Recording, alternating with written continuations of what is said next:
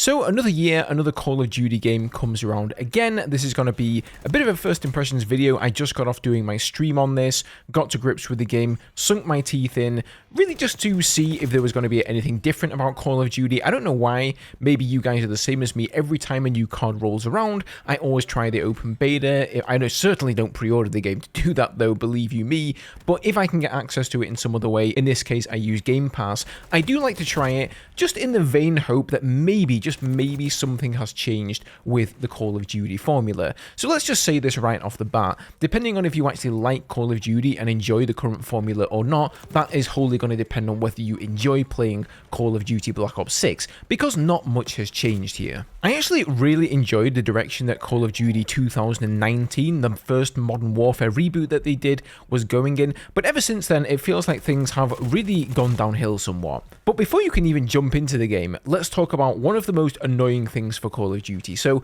basically what they've done is collected all of their games in one central hub that they just call Call of Duty. Apparently, I didn't know about this, I guess it came in new with Modern Warfare 3. So you have to load this hub up, and once you're in there, then you have to actually select the Call of Duty Black Ops 6 beta, and it will then close out of the client and then load up the actual game that you want to play. Why we have to jump through these hoops, I honestly have no idea. I don't understand how anyone thought this would be a good idea. But yeah, I just wanted to sort of state that right off the bat. But yeah guys, this is pretty much just the same old Call of Duty game that we've been seeing for the past 5 years.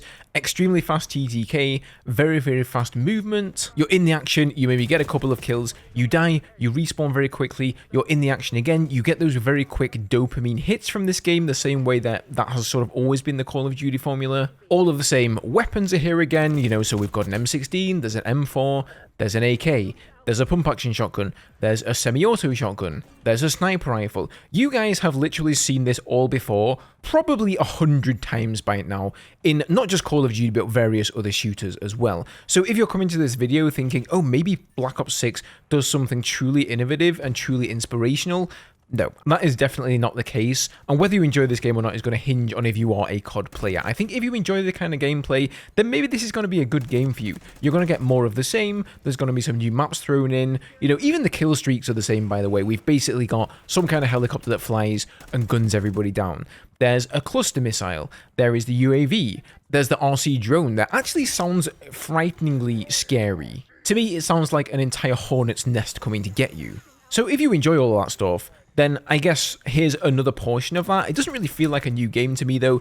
It more so just feels like a little bit of a refresh of the last Call of Duty game. And then of course, if you were hoping that things like skill-based matchmaking would be missing from this game, you would be wrong. So this was my experience of playing for around 2 hours. We started off, and because I wasn't ranked in any way, I ended up going against some players that were terrible, who also hadn't had their skill figured out yet, and then also some players that were just obviously almost pros at the game, right? They'd spent thousands of hours playing Call of Duty, so you get wrecked by those guys. Once the system sort of figured out where it should place me, then we always see the same thing in every Call of Duty game. You will ping pong between two different states, and in the first state, you're doing okay, the enemies are generally worse than you, and you find yourself getting more kills, maybe even getting some doubles and some triples and stuff like that. But then in the next game, and it's as though the system just says, wait a minute, you're getting more than a 1 KD?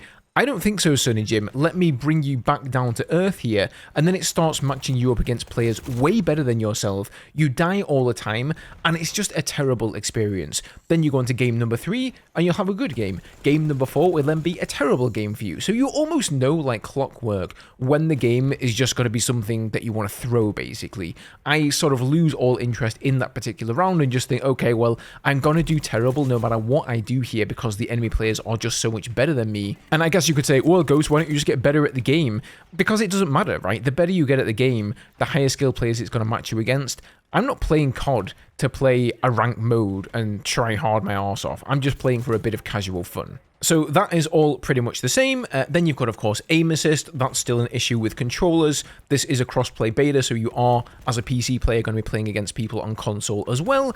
And there is a lot of random just things happening in here that, you know, the aim assist can see through, smoke, etc. Players can just sort of tell where you are because the aim assist is going to lock onto you, whereas like mouse and keyboard players don't have that ability. So that's always been one of the, like, those two things, the skill-based matchmaking and the aim assist, have been the two big turnoffs for me when it comes to playing Call of Duty. And, you know, outside of that, I guess I just don't really like the time to kill and the insanely fast-paced nature of the game. Maybe it's just my age showing through here, guys. Maybe this is something that appeals to a younger gamer, and as I get a little bit older, I just feel like I don't need those super quick dopamine hits, and I prefer to invest a little bit more time and get a larger amount of enjoyment for that time, I guess. However, there is one thing that this game does do differently. There is one selling point as far as I can see, and it's this new movement system that they call omni-movement, I believe. And basically what this does, it allows you to sprint in any direction. So you can sprint left, you can sprint right, you can even sprint backwards, and then you can dolphin dive on the floor by holding the control key, which is very confusing as a keybind, I will say, because normally in most games, control is crouch. In this game, it actually turns out to be both dive and then it puts you in a prone state. So if you sprint back and then press control, you're going to dive on your back. If you sprint left and press control, you are going to dive to the left, and then you will end up in a prone state. And once you're prone, you can actually look around yourself 360 degrees. You can't look up. There is like a limit to the axis as far as it will go, and the same on down, but you can look left to right all the way around.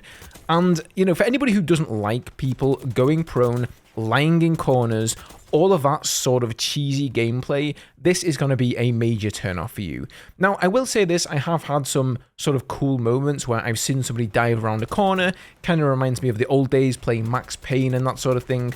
But there's also a lot of really cringe moments where you dive at the enemy opponent, they dive at you, you kind of headbutt in the air, and then you both sink to the ground, lying there prone, and sort of shoot each other in the head. It feels just really, really awkward, and I'm not sure it's actually going to add anything to the game overall. Anywho, just the yearly, you know, first impressions of Black Ops for you guys there. I don't really know what you guys expected. I don't even know what I expected from playing yet another Call of Duty game. I just thought, hey, why not give it a chance? You know, it's free to play at the beta, at least. Well, near enough free to play. I paid like £1 to get access to 14 days of Game Pass, so as close to free to play as you can get. I would say I'm definitely whelmed. I'm just very whelmed by this game. It doesn't do anything crazy. If you like Call of Duty, maybe you'll enjoy it, and if you don't like Call of Duty, then you definitely won't. Me personally, I'm probably just going to stick to Battlefield and Delta Force. But guys, let me know what you think about the game down in the comments. Have you tried it for yourself? Leave a comment down there and let me know. Otherwise, hope you guys enjoyed the video. Have a good one, and I'll see you all in the next one.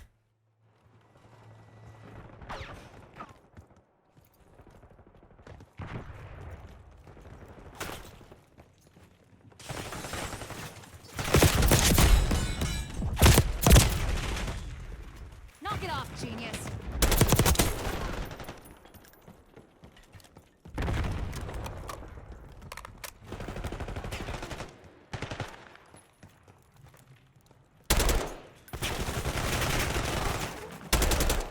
Enemy scout post detected.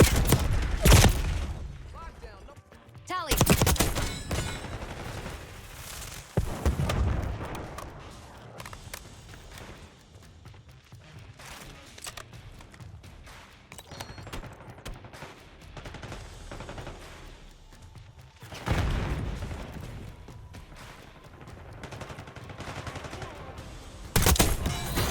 You made it look easy, Crimson.